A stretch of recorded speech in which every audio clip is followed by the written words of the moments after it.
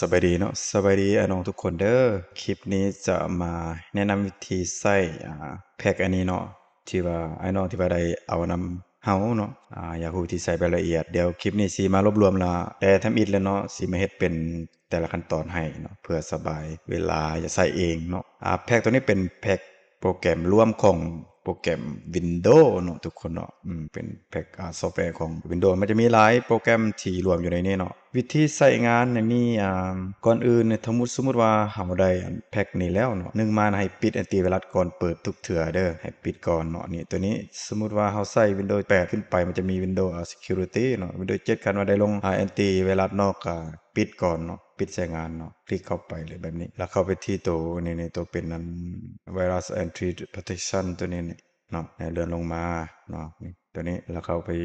ไปในเลยเนาะเข้าไปในเลยจะเห็นมันเปิดเนาะนี่สมมุติว่ามันเปิดทั้งหมดแบบนี้นะนี่ไฮไลท์ปิดหมดเลยเนาะปิดแบบนี้เลยเนาะปิดปิดเนาะปิดเพราะว่าเป็นหยังจึงปิดเพราะโปรแกรมมันจะเป็นอันเฮาเฮ็ดแบบออโต้รันเนาะเป็นออโต้ออโต้หมายความว่าเฮาคลิกแล้วมันติดตั้งออโต้เลยโดยที่ว่าเฮาบ่ได้ตั้งเองกับมือเนาะเพราะฉะนั้นนั้นโปรแกรมมันจะเบิ่งว่ามันอาจจะเป็นนั้นไวรัสหรืออิหยังสักอย่างนี่เนาะแต่ที่จริงก็บ่แม่นเนาะมันเป็นออโต้รันซื่อๆเนาะเพราะฉะนั้นหั้นต้องปิดเนาะต้องปิดแล้วเนาะบ่แนะนำให้ปิดอันนี้เด้อปิดแล้วให้ซ่อนไว้เนาะถ้าว่าเฮากดปิดมันจะเปิดออโต้บางวินโดว์เนาะให้ซ่อนไว้แบบนี้หลังจากนั้นให้ดับเบิลคลิกเปิดเลยเนาะหรือว่าคลิกขวาแล้วเข้า Open ก็ได้เนาะรอท่า ขั้นตอนนี้แม่นต้องรอท่าน่ะบ่ให้คลิกบ่ให้อิหยังมันเนาะเพราะว่าความไวช้ามันขึ้นกับสเปกเครื่องของแต่ละคนเนาะอันนี้ของเฮาเนาะมันจะมีก่อนเข้าไปในมันจะให้ใส่ user เนาะ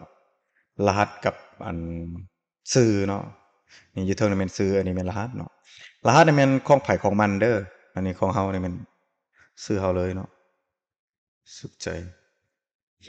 ส่วนรหัสนี่แม่นให้ใส่รหัสของไผของมันที่เฮาได้เอาให้อะเนาะโอเคภายหลังใส่แล้วแม่นกดล็อกอินเนาะหน้าตาจะเป็นประมาณนี้เนาะณตอนนี้ข้าพเจ้าได้เฮ็ดอัปเดตใหม่ในเวอร์ชัน2026เนาะน่าจะมีแผนว่าสิเอาเข้าพวกอันนั้นพรินเตอร์เนาะพวกแก้ไขบรรดาพรินเตอร์ทั้งหมดอะพวก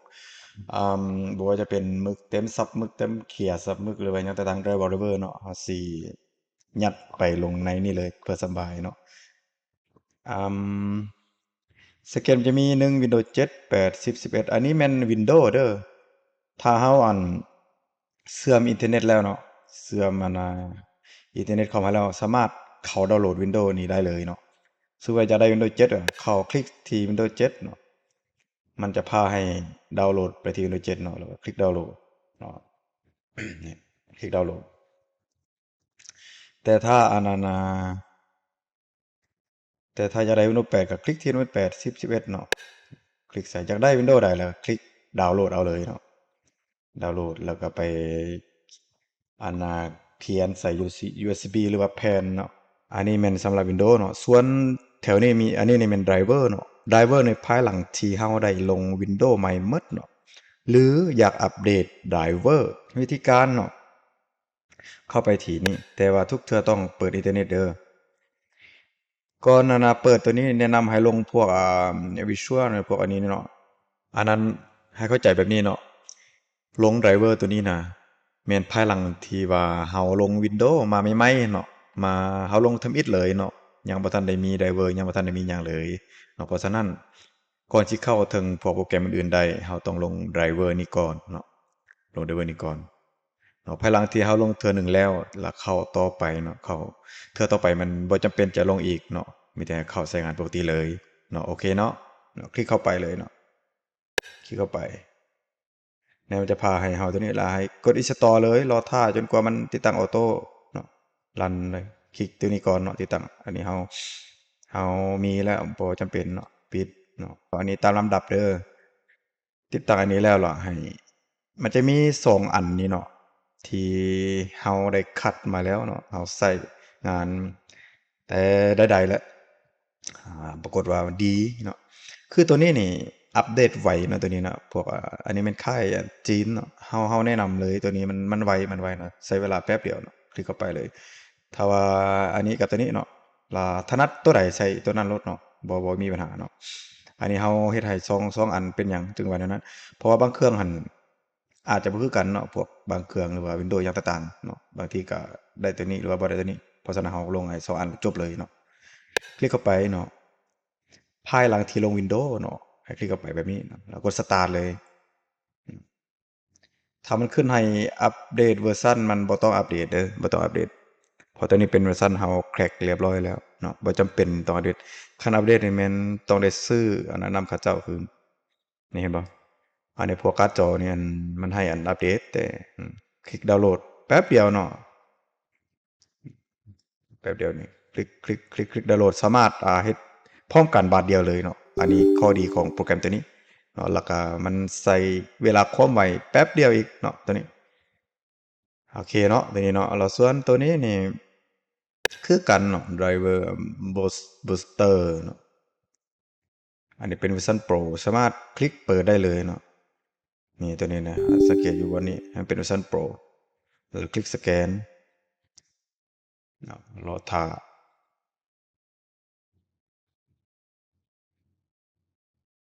นี่สามารถกดอัปเดตเลยเนาะแต่ละอันเนาะถ้าว่าอยากได้เป็นเวอร์ชันใหม่เนาะมันจะอัปเดตให้เนาะโอเคเนาะอืมหลังจากนั้นเบิ่งสิหลังจากลงโดยแล้วเราให้ลงอันพวกอันโปรแกรมเนาะโปรแกรมทั่วไปเนาะโปรแกรมทั่วไปนี่สามารถคลิกแต่ละอันเลยเนาะตัวนี้นี่คือภาษานี่อันนี้เรามี Pencilart แล้วก็กับเรา Script 8เนาะ Pencilart เนาะคลิกง่ายๆแล้วก็กด Install เลยเนาะกด Install เนาะ แล้วก็จบแล้วก็เราสคริปต์นี่แล้วคลิก next แล้วคลิกอันนี้เฮามีแล้วเนาะเฮาลงเลยมันให้รีโมทเป็นบ่แล้วกด complete หรือ install ตามปกตินั่นแหละเนาะน่าจะได้คันบ่ได้อีหลีแล้วก็สิเฮ็ดคลิปให้ต่างหากเนาะเพราะว่านี่โปรแกรมทั่วไปก็น่าจะง่ายอยู่อันน่ะคือโปรแกรมอื่นๆนี่คือพวก Windows นี่สามารถคลิกได้เลยแล้วมันจะติดตั้งให้เลยนะคลิกบาดเดียวแบบนี้นี่เห็นบ่มันจะนับให้4 5 4 3 2 1แล้วก็จบแป๊บเดียวเนาะ5วิเนาะนี่มันบอกว่าสังเกตว่าsuccessfully installed ตัวนี้นะอันนี้ key to continue หมายความว่าให้กดคีย์ปุ่มใดก็ได้ในคีย์บอร์ดแล้วมันจะปิดตัวนี้หรือว่ากดปิดนี่เลยเพียงตัวนี้แหละเนาะวิธีติดตั้งแบบออโต้เนาะถ้าว่าบ่อยากยุ่งยากบ่อยากคลิกด้วยตัวเองบ่อยากคลิกเทื่อละอันเนาะให้คลิก install all สังเกตตัวนี้เนาะมันรวบรวมทั้งหมดที่มีในนี้แล้วมันจะติดตั้งให้เลยเนาะ สีตัวอย่างสักหนึ่งโปรแกรมซะเบิ่งก่อนเด้อเอาสังเกตเด้อมันจะมาเองเอาตัวเลยนี่คลิกบาร์เดียวนี่คลิกบาร์เดียวนี่แล้วสิย้ายมาเพียว5 4 3 2 1เนาะรอท่าเด้มันลั่นให้ออโตนี่บางอันนี่บางโปรแกรมนี่มันจะบ่ให้เห็นอันนี้แต่มันจะติดตั้งให้แล้วตัวนั้นมันจะโชว์ให้อยู่หน้าจอเลยเนาะอันเดียวกันนี่เห็นบ่โดยที่เฮาบ่ได้เฮ็ดหยังมีแต่คลิกเดียวใส่มันแล้วมันสิตั้งให้ออโตแล้วก็พร้อมเปิดใช้งานเลยเนาะ อันนี้แม่นข้อดีที่ว่าโปรแกรมออโต้นี่คือแบบนี้นี่ successfully installed นี่pre any key to continue จบเนาะแบบนี้เนาะกดปิดเลยเนาะเห็นบ่มาแล้วสามารถใช้งานได้เลยต่อมาสิแนะนำวิธีการติดตั้งพวกMicrosoft Office นี่เนาะตัวนี้เพราะว่ามันเราต้องได้ติดตั้งเองเนาะคลิกเข้าไปเลยในตัวนี้เนาะนี่จะขึ้นแบบนี้เนาะ ตัวนี้ให้เลือกเวอร์ชันที่เราต้องการติดตั้งมันจะมีเวอร์ชัน2013 16แล้วก็21เนาะณตอนนี้เนาะแต่ว่าปัจจุบัน26 2026นี่มันมีฮอด2024เนาะสำหรับแพ็กอันนี้เนาะเดี๋ยวเราสิอัปเดตตามหลังเนาะนี่เลือกแบบนี้เลยแล้วให้เลือกพวก Windows ที่เราใช้งานสมมุติเราลง Windows 32 บิตให้เลือก x86 เนาะถ้าเราใช้64ให้เลือกเป็น64บิตแบบนี้เนาะแล้วก็ภาษานี่เราสามารถเลือกตามที่เราถนัดเลยมันจะมีภาษาไทยเนาะถ้าว่าต้องการให้มันเป็นภาษาไทยก็เลือกภาษาไทยเนาะได้เดี๋ยวนี้เราใส่เป็นภาษาอังกฤษเนาะก็เลือกเป็นภาษาอังกฤษเลย เนาะแล้วแต่ถนัดแล้วก็เบื้องนี้นี่แม่นเฮาสามารถเลือกว่าเฮาอยากได้โปรแกรมใดแน่เนาะมันจะมี Word Excel Outlook อิหยังต่างๆเนาะถ้าเฮาบ่ต้องการเนาะถ้าเฮาบ่ต้องการแม่นเฮาสามารถติ๊กออกเนาะติ๊กออกสมมุติเฮาบ่ต้องการเนาะสามารถติ๊กออกแบบนี้เนาะถ้าว่าต้องการแม่นติ๊กคืนแล้วกด Install เนาะมันจะติดตั้งให้เนาะติดตั้งให้เลยเนาะภายหลังสำเร็จแล้วเนาะภายหลังสำเร็จแล้วพวก Office นี่มันจะบ่อยู่ในหน้าจอมันจะบ่ออกโชว์อยู่หน้าจอเลยเนาะเพราะฉะนั้นมันจะอยู่ในเนาะเข้าไปที่ Start Menu เนาะแล้วถ้าบ่เห็นคืออันนี้เฮาใส่ Windows 11เนาะถ้าบ่มีเฮาพิมพ์ใส่เนาะ W เนาะ Word นี่เห็นบ่แบบนี้แล้วคลิกขวาใส่มันเนาะคลิกขวาเลยแล้วเข้าไปที่ Open File Location เนาะมันจะพาให้เฮาเข้าไปที่ตำแหน่งมันอยู่เนาะนี่ตัวนี้เนาะแล้วคลิกขวาใส่มันคลิกขวาแล้วก็อันนี้ Windows 11เนาะมันเฮาต้องเข้าไปที่ Show More ถ้าว่าเป็น Windows 10นี่มันจะมีอยู่นอกเลยเนาะคลิกเข้าไปนี่มันจะมี Send to เห็นบ่นี่เข้าไป Send to แล้วก็ Desktop เนาะหมายความว่าเฮาต้องการจะเอามาโชว์อยู่หน้าจอเนาะคลิกตัวนี้เห็นบ่มันจะออกมาโชว์อันอื่นคือกันเนี่ยพวก Excel นี่เฮ็ดคือกันเนาะคลิกขวาแล้วก็ Show More แล้วก็ Send to เนาะ Send to แล้วก็ Desktop เนาะแล้วมันจะมาอยู่หน้า Desktop เนาะโปรแกรมอื่นๆก็เฮ็ดคือกันเด้อถ้าว่าติดตั้งแล้วบ่เห็นโชว์อยู่ในนี้เนาะสามารถเข้าไปเพิ่มได้เนาะอันนี้แม่นวิธีการติดตั้งOffice เนาะ Photoshop เนาะอันนี้ Photoshop เป็นเวอร์ชันนั้นเหมาะกับคอมสเปกต่ำถ้าว่าอยากอัปเดตก็สามารถอันนั้นได้เนาะแต่วิธีติดตั้งก็ง่ายๆเนาะคลิกเข้าไปแบบนี้เนาะ มันจะขึ้นอันนาให้ copy serial key นี่ก่อนเนาะนี่ copy ตัวนี้copy เลย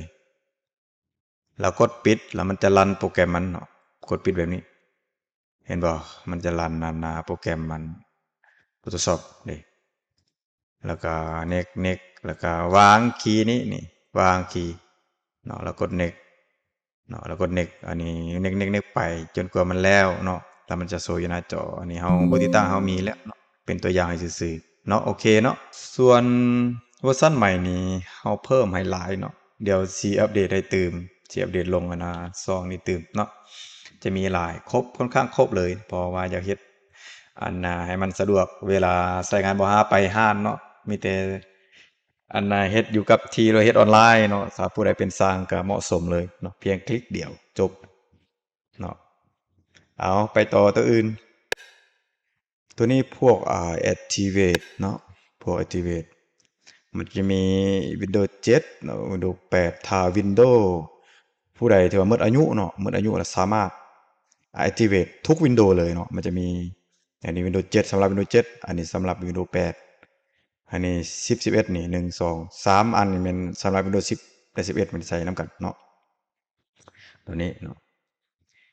วิธี Activate ก็ง่ายๆอยู่เนาะเดี๋ยวสิเฮ็ดให้เลยซะสมมุติว่า Windows เฮานี่หมดอายุเนาะคลิกเข้าไป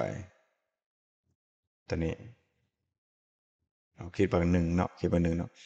มันจะมี Activate Windows และ Activate Microsoft Office เนาะนี่ Microsoft Office นี่พวกอันนี้แหละพวก Word พวก Excel อย่างต่างๆแล้วแต่เนาะเราสามารถเข้าไป Microsoft Office เนาะนี่แล้วเข้าที่ Activate เนาะ Activation ตัวนี้เนาะแล้วคลิกที่เนาะคลิกตัวนี้สิเฮ็ดได้เลยเนาะ คลิปนี้แม่นสิรวบรวมทั้งหมดเลยเนาะแล้วรวมการใช้งานรวมอันนั้นต่างๆแต่ละโปรแกรมเนาะเพื่อสบายเวลาสมาชิกได้ไปแล้วก็สามารถเฮ็ดด้วยตัวเองได้เนาะเนาะถ้าว่ามันขึ้นแบบนี้เนี่ยเลื่อนลงมาสุดจำแบบนี้เลยเนาะเห็นบ่มันจะขึ้นอัน Successfully Storage แสดงว่าตอนนี้นี่มัน activate ให้เรียบร้อยหมายความว่าพวกอันพิมพ์เอกสารเฮานี่พวก Word พวก Excel หยังต่างๆทุกอันนี่เนาะสามารถใช้งานได้เลยเนาะสามารถโดยที่ว่าบ่ต้องซื้อเนาะสามารถใช้งานได้เลยเนาะเข้าไปเช็กเบิ่งนี่เข้าไปเช็กเบิ่งคลิกdoubleคลิกเข้าไป เข้าไปเช็คเบิ่งมันสมบูรณ์หรือบ่เนาะแล้วเข้าไปที่ account นี่เนาะตัวนี้นี่เห็นบ่นี่ถ้ามันขึ้นลักษณะนี้นี่product activate นี่แบบนี้นี่แม่นสมบูรณ์เลยเนาะใช้งานต่อได้เลยเนาะเช็คเบิ่งบ่นี้แล้วส่วน Windows เด้เฮ็ดแนวใด Windows นี่แม่นคลิกเข้าไปไหม Windows นี่มันเข้าที่ Windows เฮ็ดคือกันเนาะแล้วเข้าที่ activate เห็นบ่มันจะเสิร์ชใน Windows เฮาเจออันนี้เฮาใช้ Windows 10 11คือกันเนาะนี่คลิกเข้าไป activate อันนี้แล้วก็ EZ เนาะ activator ตัวนี้คลิกเข้าไปแล้วมันจะขึ้นแบบจนกว่าแบบคือเฮา activate พวก Microsoft Office เมื่อกี้นี้เนาะแบบเดียวกันแล้วกดปิดเลยเราก็ใช้งานต่อเลยเนาะหลังจากนี้ตัวนี้เนาะอันนี้นี่เป็นแบบลักษณะDigital Key เราสามารถกด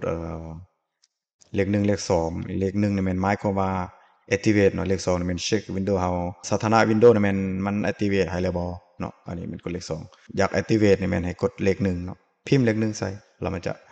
รันออโตเลยเนาะโอเคเนาะอืมอันนี้เซิร์ฟเวอร์นี่แม่นสำหรับเฮาเองเนาะอันนี้เฮาเองผู้อื่นบ่สามารถใช้ได้เซิร์ฟเวอร์แล้ว antivirus เนาะตัวนี้แม่นพวกโปรแกรม antivirus เนาะ จะมีUCB เนาะ UCB แล้วก็2อันเนาะ UCB ป้องกันตัว USB เนาะวิธีติดตั้งก็ง่ายเนาะอืคลิกเข้าไปเนาะคือแบบโปรแกรมอื่นๆนั่นล่ะคลิกเข้าไปนี่เห็นบ่นี่แบบนี้เลยมันแล้วเนาะนี่เห็นบ่มันจะมาตัวนี้แหละอ่าปิดสามารถเลือกใช้งานเบิ่งมันจะมีหลากหลายเนาะตัวนี้นะมันจะมีค่อนข้างที่ว่าครบเลยอันนี้เป็นเวอร์ชันอันเต็มเด้อบ่แม่นฟรีเด้อ เวอร์ชันเต็มเลยคือพวกอัน Exit Note 32นี่เป็นโปรแกรมดังเนาะแล้วต่อมา UCB นี่แม่นเป็นโปรแกรมที่ว่าเขียน Windows เนาะใส่ UCB โดยเฉพาะเนาะสมมุติว่าอยากลง Windows เนาะสมมุติเฮาโหลด Windows อันนั้นเดี๋ยวนี่สมมุติว่าเฮาโหลด Windows เดี๋ยวนี้เฮามี Windows แล้วเนาะสิตัวอย่างให้เบิ่งซะคร่าวๆเนาะเพื่อสำบายเดี๋ยวก่อนสวัสดีนี่เนาะสมมุติว่าเฮามี Windows แล้ว เฮาอยากลงเนาะเฮาอยากเฮ็ดอันเป็นไฟล์ของตัวเองเนาะคลิกเข้าไปบ่ว่าจะเป็น Rufus หรือว่าอิหยังก็แล้วแต่ Multiboot หรือว่า3ตัวนี่แม่นเฮาใช้ประจำเนาะ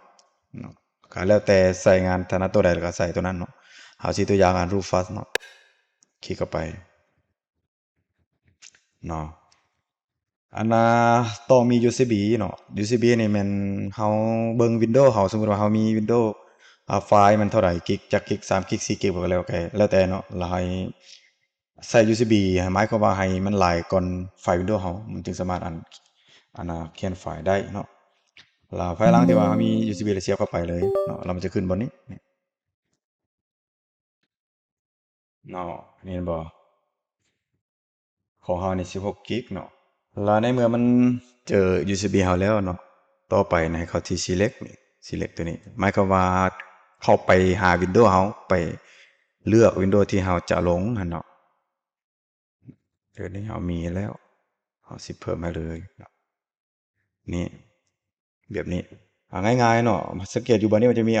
MBR GPT ก็วิธีเขียนก็ง่ายๆเนาะมีแต่